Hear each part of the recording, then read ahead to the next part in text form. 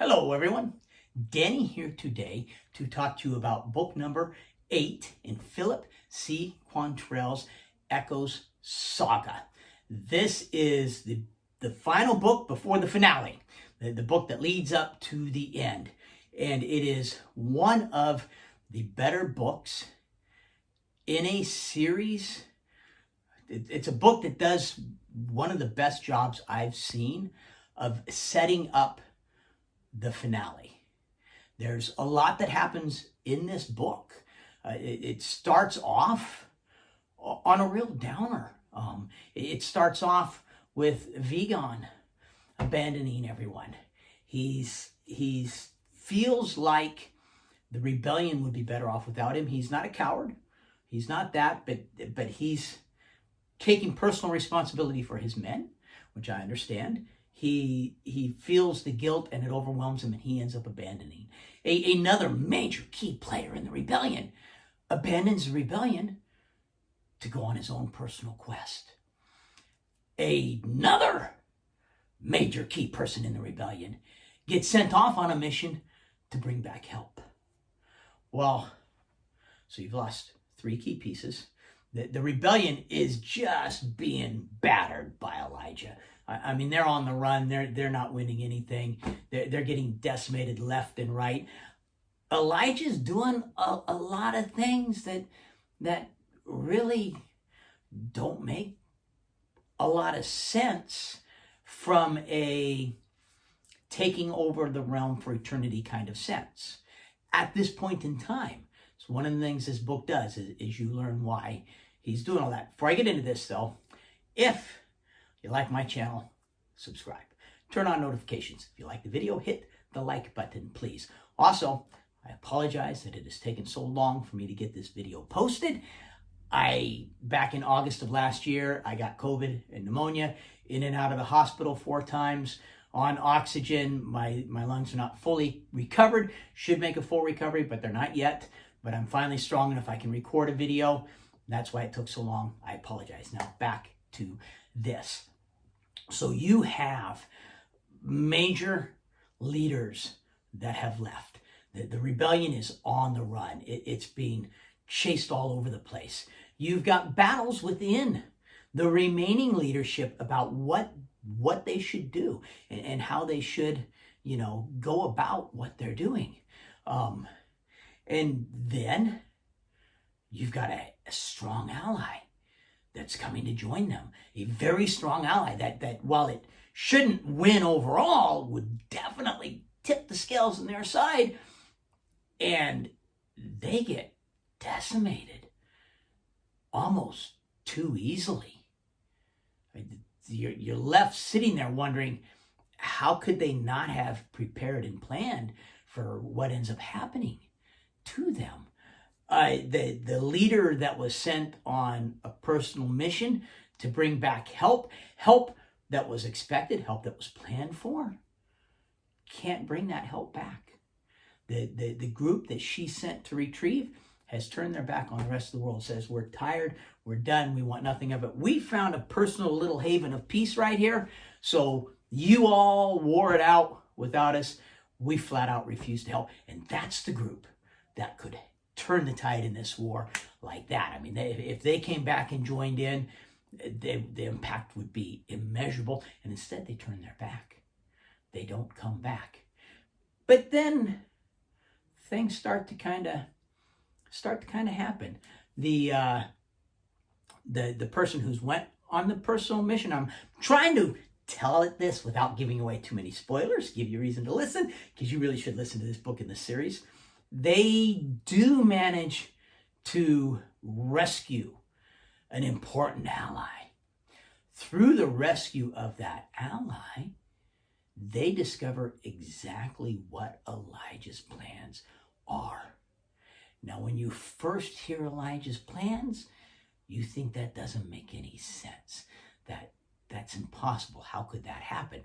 But the deeper they dig in, and from that point on to the rest of the book is that group digging into, can this be a real thing? Can he actually pull this off? The the element that was sent to help them, it regroups. They decide they need their leaders back. They need Vigon back. So they come up with a plan to get Vigon back. And it's a plan that is going to get Asher back as well.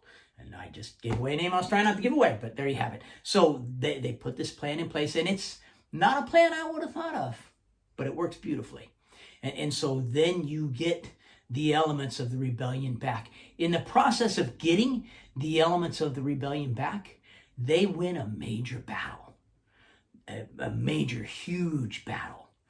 They discover that, yes, Elijah really can do what he says he's going to do. They win another major battle. So things are starting to turn now. Things are starting to twist in their favor.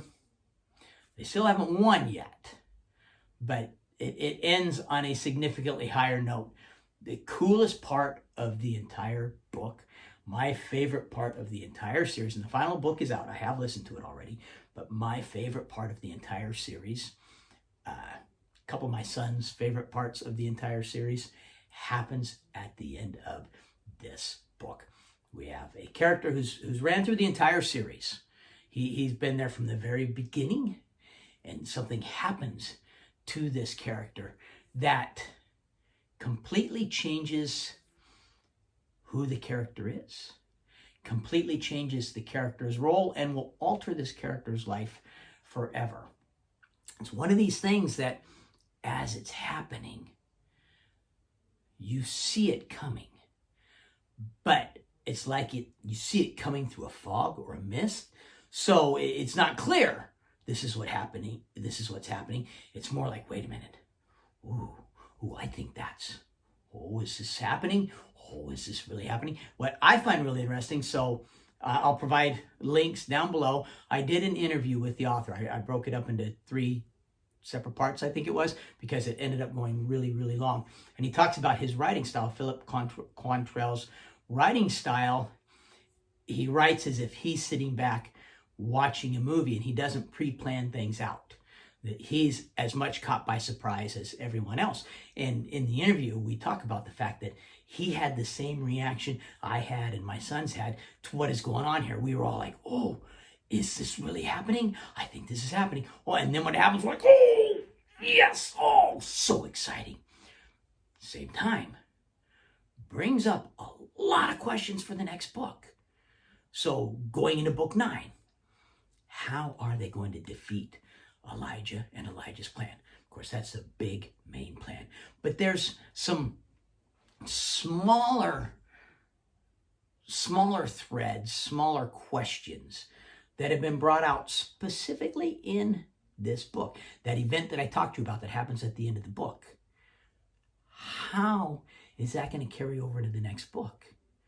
Is there going to be, because there's going to be a long, large relationship development to what happens. So is the next book, book 9, going to start off 30, 40, 50 years down the road, and we miss out on the development of that relationship? But now the relationship 30, 40, 50 years down the road has developed to a point to where it has a huge, massive impact on this battle against Elijah. Or is the next book going to pick up where this one ended? And we get to watch that development, but at the same time, that takes a key player and that distracts him, because he's going to have to be focused on this relationship and protecting this relationship and growing this relationship. And so he's not going to be as effective in the battles. And the relationship is not something that's going to have a major impact positively on the rebellion right away. So and this is a discussion, we had a lot of discussions about the ending of this book before the next book came out. And that was one of the discussions that we had. One of the things that's brought up in this book is, can you redeem Elijah?